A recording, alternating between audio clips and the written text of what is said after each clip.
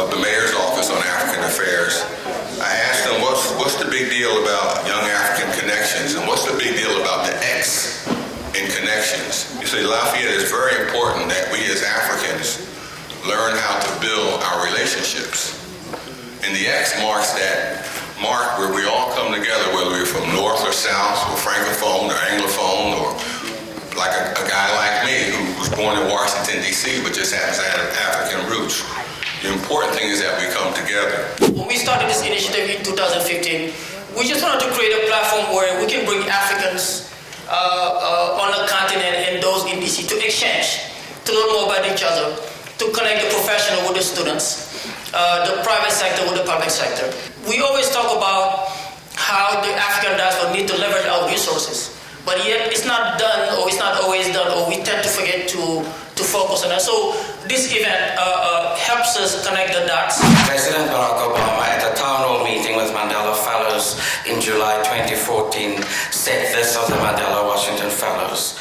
He said, and I quote, "I have no doubt that you're going to leave behind for the next generation and the generation after that an Africa that is strong and vibrant and prosperous and is ascendant on the world stage." Up to last year, and for the first time in 10 years, the Washington Police Department has established the very first African liaison unit in Washington, D.C. So they are police officers and African police officers that are tasked with working with our office to make sure that Africans who face challenges in terms of fear of law enforcement, lack of understanding, and cultural barriers get to work with them, just to make sure that people feel safe. So I wanted to thank you for coming. That I heard a lot of nods and murmurs in the audience of people seeming to recognize, yes, it is not only in Zimbabwe, it is also here in the United States where curriculum has not been changed for years and years and years. So I hear alternative education and I hear civic education. And so I know that there's people out there who can relate to that, be thinking of your questions for our Q&A. But when I think about the work that I do, sort of the adage that comes to mind every day is, if something isn't owned, then it isn't valued. And if it isn't valued, it can't be sustained. What I really love about the millennial sort of generation is that you don't need a certification or a seal of approval to think you can do something. I'm also very, very passionate about non-traditional pathways to economic development. So creative arts, obviously shea butter being part of that, textiles, handicrafts, valuing our cultural heritage and our practices and traditional practices, and using that as a way to galvanize trade and economic growth. Making allies is a critical thing for us. We've done it regionally, but now reading into the dynamics of the world right now, I'm actually getting afraid to try to engage, because looking at the Americans, the way you voted recently. In Namibia, like I said, we're a young country, but we recently just launched the free primary education, which is provided for in the Constitution. And our government has also recently given scholarships for teachers. Anybody who wants to study to become a teacher, the government awarded full scholarships for them. We're privileged to be talking about a subject that I'm sure a whole lot of people are passionate about. So that's our motto. And we try to front load. So we have a program we call Teach Africa. And so we're trying to get people passionate about Africa early on while you're still in high school. Africa needs economic growth. But we have a problem, and we must admit this problem. The issue of corruption.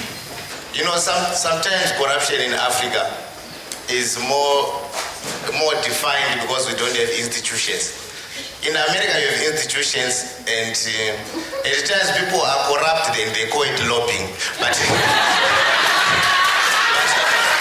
when you realize that I'm not living for my individual or life, I'm living for others, and the well-being of others is my well-being, people will not be corrupt. And how do we instill that value system now? We have to deal with our education system, because our education system is still individualistic.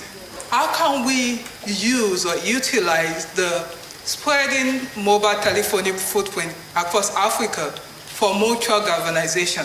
We need first to like each other as an African, because without African Union, don't dream God. I was was surprised to find out that there is great absence of Africans in Africa policy space. You can be a supporter of Africa, you can care about human rights, but nobody will understand the nitty-gritty details of how a policy affect the individual back home better than you.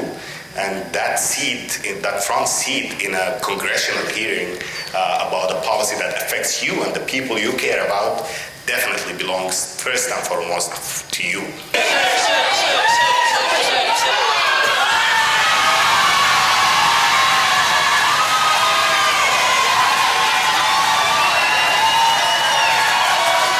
I'd like to acknowledge my team that's put together wonderful work to put this event together. And today is Hena's last day with the Office of African Affairs.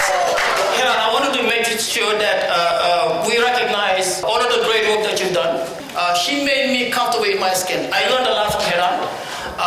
I'm not always the most diplomatic person. People know that about me, I think. Right? But I'm not always the most diplomatic, but Hena is always the person who comes in and tells me, oh, Mamadou, you should have said that differently. Mamadou, did you really have to say that?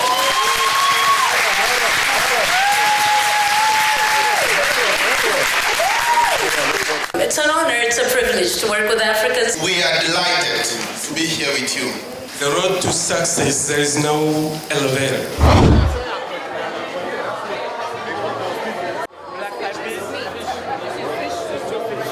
I was able to connect with different people from different backgrounds and learn. It was really inspiring to hear other people are influencing policy issues globally. Finding out the thing that we both share.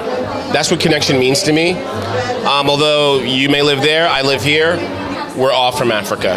So let's figure out how we can build bridges and sort of come together. I'm hoping that this forum continues because it's a very important platform for African Americans, for Africans in the diaspora, for them to exchange ideas around how can we make Africa better. I think it's an opportunity for young Africans to be together and realize we as an African, we are one. And if we cannot work together, we will not be able to develop Africa. It was great to see all Africans in unity and to see like young leaders, and it really inspired me to rise up for our young generation. Being a first generation American and being able to go back to my country, hearing solutions that they have for African countries in West Africa was amazing, honestly, and I'm so grateful to all the young leaders here who are going to make a difference. I really want to thank everybody, the state government, IREX, Mandela Washington, Yali, President Obama.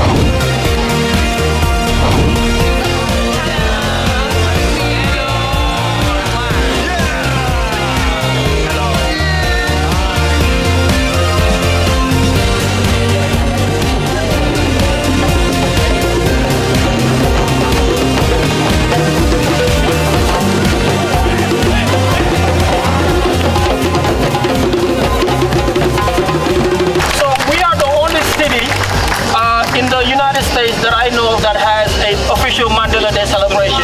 So we are very excited and we're very proud of our mayor for recognizing the legacy of Nelson Mandela and the contribution of African immigrants. All of us today working together is a sign to show that the world is going to be a better place and that we are going to make it more sustainable. Keep doing what you're doing to celebrate Madiba's legacy, not just today, but throughout the year. Anything I can help, please let me know.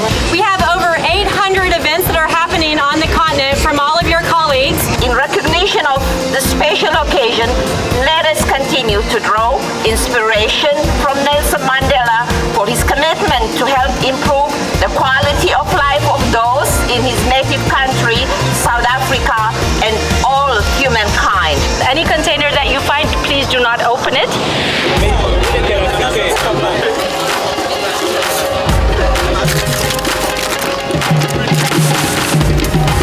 We're doing a cleanup.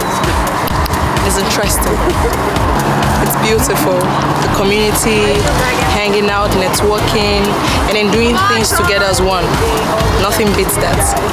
It's not work, it's fun. My name is Moses. I'm from Nigeria. I work with people living with HIV, especially women living with HIV. This is about community participation.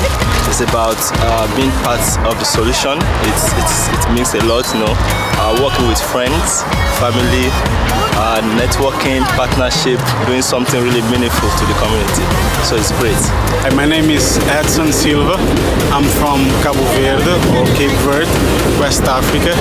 As an African, I really think we need to continue the Madiba legacy with hands, with action. So this is why I'm here.